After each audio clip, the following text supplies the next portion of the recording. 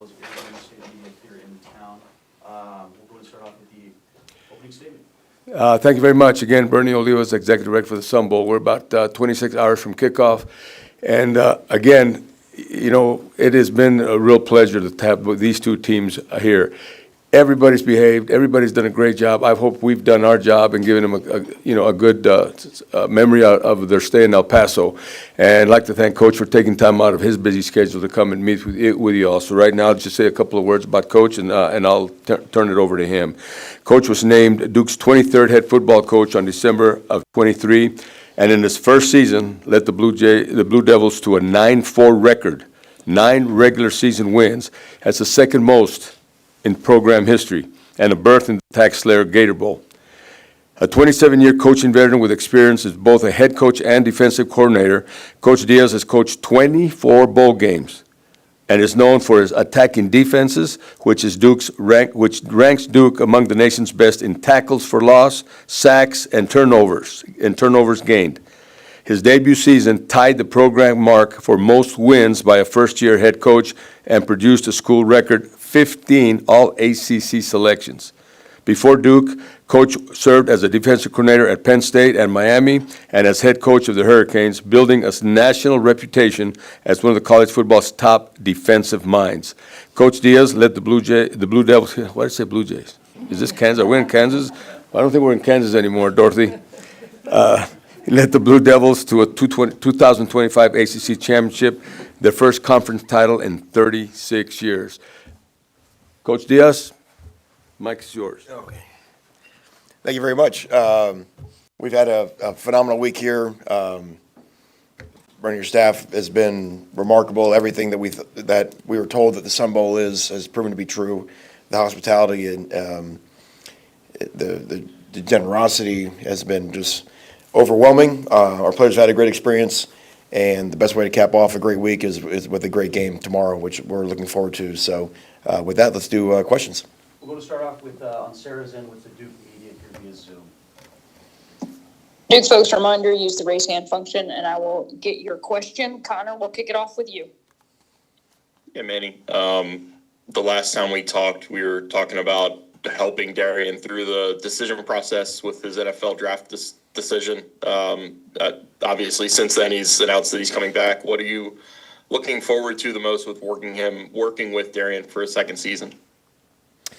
Yeah, that's a huge boost for the program. Obviously, I think there's a lot of ways to answer that question. I think what I'm most looking forward to is just him being able to really, truly establish himself as the leader of our program, having an offseason when he's not the new guy. And even just from a program standpoint, to just have that stability at that position for back-to-back years, I think that'll just do immense things for not just his development, which there's an aspect to that, but just the stability in the rock of our entire program. So really looking forward to that. Thanks. And I know you kind of touched on this, but the experience down there, I think we saw a clip of you. I think we saw a clip of you with a guitar playing. I didn't know you had that in the repertoire. But what's been the overall vibe for the team down there? And then how do you kind of shift? I guess there's kind of a shift in the next few hours of really dialing in and locking in on the game plan. Yeah, I think what you want to do with bowl experiences is you want to fully experience where you're at, and I think one of the great things about the Sun Bowl and El Paso is that it has such a unique personality and such a unique culture. We say it all the time. So much of the country is generic. You get the same experiences everywhere, and there's just a very unique vibe to this bowl game. So you want to appreciate and experience all those things, but then when it's time to work, you got to do the work. And so our guys have practiced very well.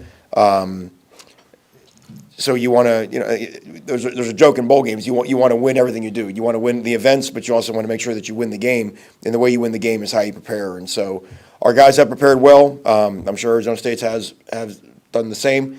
And like I said, the way to finish off a week is with a victory tomorrow. Jim, go ahead. Hi, Manny. I guess it's morning there, so good morning.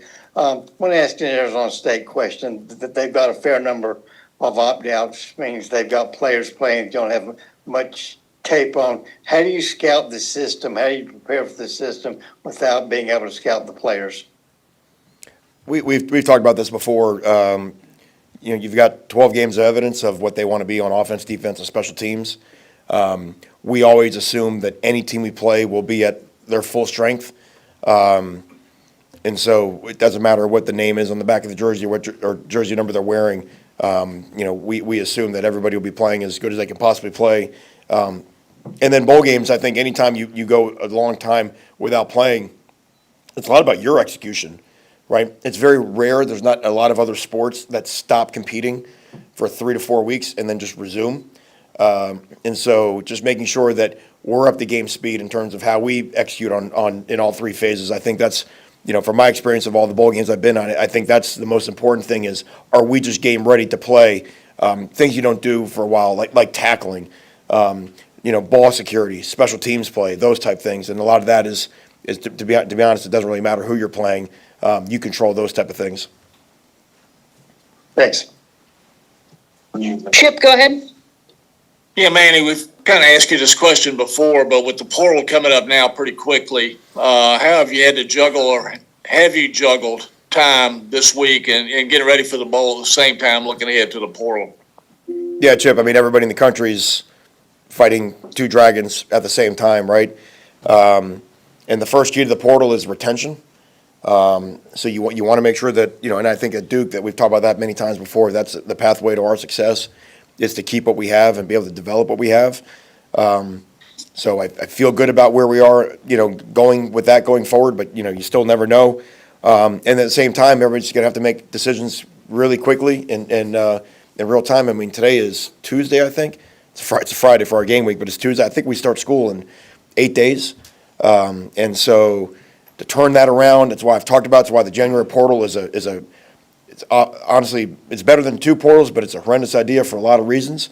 The idea of what that does to admissions departments all over the country, and the disparity of when schools start their spring semester is bad for business, for everybody.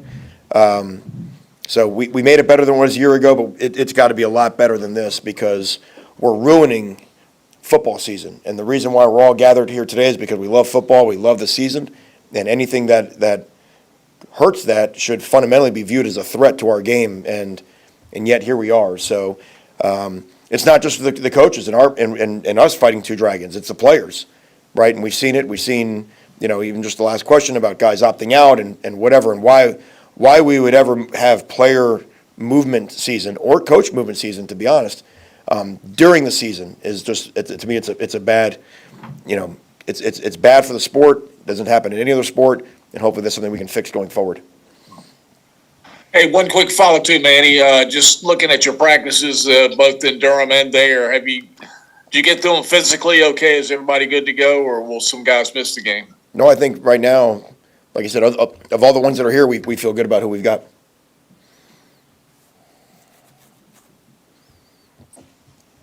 Caleb, go ahead. Hey, Manny, obviously you have pretty historic senior class. What has it been like to have a couple more weeks with those guys as a group? Obviously, I know you have a few opt-outs there, but kind of what's the vibe with that group heading to their last game? It's great, just great to be together, right? And I think that's the thing that's lost in bowl games. And one thing we talk about our team, you hear about teams not wanting to play in bowls or players not wanting to play in bowls, and I talk about how special the Sun Bowl staff has been, but just the ability to be around each other for a few more weeks. Even take the game outside of it, but just watching the guys go through the events, just the relationship piece of this, right? Being a part of a team. I don't know that these guys will necessarily experience something like this going forward. And the gratitude that we have of just the things that we get to do when we're here and we get to do it with who we get to do it with. It's been really special to watch our guys and how much they truly appreciate the experience of being together. And I think that's something that we have uniquely, that makes Duke special. The culture in our locker room that I've always said that the players create. So one last ride means a lot to them, and it's fun for us as coaches to really watch them and help them on their journey through it. Richie, those are all our questions on Zoom. Turning it over to you. Thank you, Sarah. I'll pass the local media portion. Please state your outlet and your name, and we'll follow up with your question. We'll go ahead and start off with Chaz Messman. Coach, K-Fox TV, Chaz Messman. Obviously, you guys are the ACC champion, but what would it mean to the future of this program to back that championship up with another trophy here tomorrow? Well, it's massive. What we say is you become a champion through your habits, and if your habits really are consistent, then people start handing you trophies, right? So we won the ACC a few weeks ago, but I'm not sure that that's exactly when we won it. I think we won it with a lot of small micro behaviors, and on that day we were just handed a trophy. So in terms of building this program the way we want to, getting into these types of games, playing teams like Arizona State, who was in the playoff a year ago, conference champions, I think that's a big step for us. And so to make this a normal behavior at Duke is what we're trying to do. But again, that's hard. It's a hard ask because everybody's trying to do the same thing. So I think that's why we're really looking forward to this matchup and to play a team like Arizona State. We'll go with Felix Travis. Coach, just maybe talk about the season, what you've been most happy with as this team come along. I think the resilience. I mean, obviously we've had some ups and downs, but learning that failure is not final, and in fact that the best teams use failure as a great teacher, and I think that's what we've learned. I mean we've had a very difficult schedule, in conference and out of conference, and through our setbacks have come lessons, and that's made us the best version of a team that we can be. I do think we have gotten better as the year has gone on, and any coach is always going to say this. I don't know that we've played our best game yet, and I think that's a really exciting part. We've got one more opportunity to really try to put it together in all three phases. And as I mentioned, we've done enough. We've won the league. We've done things that have not been done at Duke either ever or in a long, long time, and that's kind of a mindset that our guys have. And to cap this off with back-to-back 9-win seasons, and which would be 8 wins over Power 4 teams. There's a lot of things that haven't been done ever at Duke, and to be honest, a lot of people in the country aren't doing anywhere. So that's what makes these guys special, because when someone says you can't do it, that's exactly what they want to go after. Eddie? And what else? EP Sports Network. With what you talked about earlier with what's going on in college football, and then on top of that, winning an ACC championship, congratulations. How do you keep your team focused, motivated, enjoying the game with all the extra practices that you have leading up to this game? Question number one. And then question number two, from a fan here in El Paso, have you had Chico's Tacos? What's the deal, man? I don't think so. Like You'll have an order. Yeah. there we go. Okay, trip ain't over yet. But going back to the part, I think it's actually ties into the last question. No matter the highs, the lows, coming to this bowl game, whatever, like our whole mindset is always on continuous improvement, right? Like, so when we win the ACC, oh, that's fantastic. We can still get better, right? Oh, we lose a heartbreaking game middle of the year. That's fine. We can still get better. And so I think one of the things that the players enjoy is the consistency and message that, we're not riding the wave of, hey, we're great now. Oh no, we stink now, whatever. It's like, listen, all we control is our performance. And there's not a player or coach, in this organization that believes that we have performed at our best. The best is always out there. So you're always chasing that. And I think that allows a growth mindset that we're always looking to that North Star of, I know there's a performance out there that I'm capable of. And so, like I said, whether, we have fun with the events, but when it's time to practice, I am practicing to make myself a better version of myself than I was yesterday. Brett? Coach, it looks like on paper the big mismatch would be your quarterback against their very young secondary, and their best chance to stop that would be with their veteran defensive line. How do you go about exploiting that, and how do you see that matchup?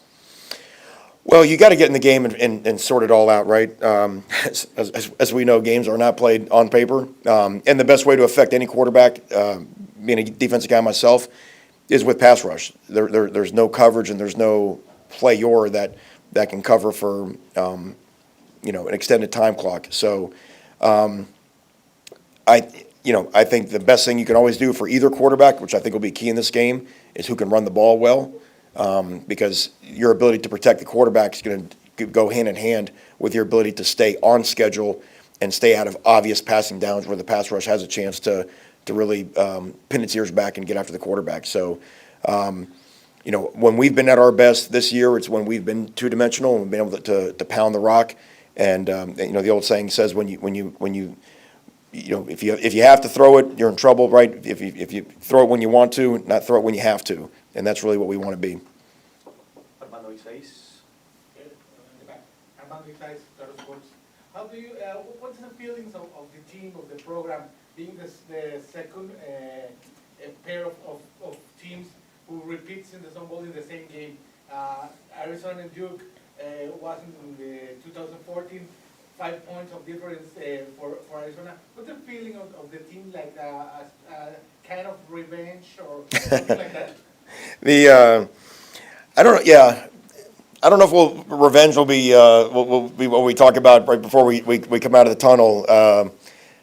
Most of our players were probably 10 years old when that game was played. You know what I mean? So, but what they do recognize is they recognize a chance to put a Sun Bowl championship trophy in our building, right? And that's what I say. We have plenty of room in our trophy cabinet in Durham, right? It is not full, and so that's why we take this very seriously. It's not lost on us, the history of this game and the fact that we were here. And I keep saying our guys love doing things that Duke has either never done or have not done in a long time. And so to come here and to be able to avenge a game like that, I think matters. But I don't think there's a personal element of like, yeah, we got to go win it for the 14 guys. So. Sam Guzman. Coach Diaz, Sam Guzman, KP San Manny, El Paso. Just Darian's been a key aspect of your guys' offense. Just what can people expect to see out of him tomorrow? Yeah, I think he's one of the top quarterbacks in the country. What I love about Darian and I think why he fits so well at Duke is because in his preparation, he prepares with immense humility, and then he plays with superior confidence. And that's something that we really try to explain to our guys, right, is that on Monday through Friday, when we're preparing, we prepare with, the old say, like you prepare like you've never won, and then you play like you've never lost. And I think that's what Darian has. He's got great confidence in his ability. He gives our team confidence that we can beat anybody on our day, which I think we showed this year.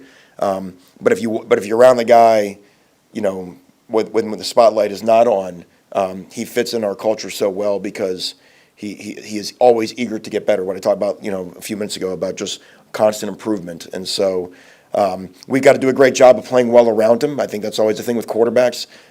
They benefit from the weapons they have around them and the protection. And that will be Arizona State's plan, is how do they find their way to disrupt him. And the number one way to do that is not let us run the football and then try to affect him with pressure. Any more questions for Coach Diaz? Thank you very much, Coach. Thank you all. Thank you. We'll get a quick photo op though with Coach Diaz. Yeah. I did forget to mention our president who's sitting here, Tammy Gladkowski. I apologize for that. That's fine.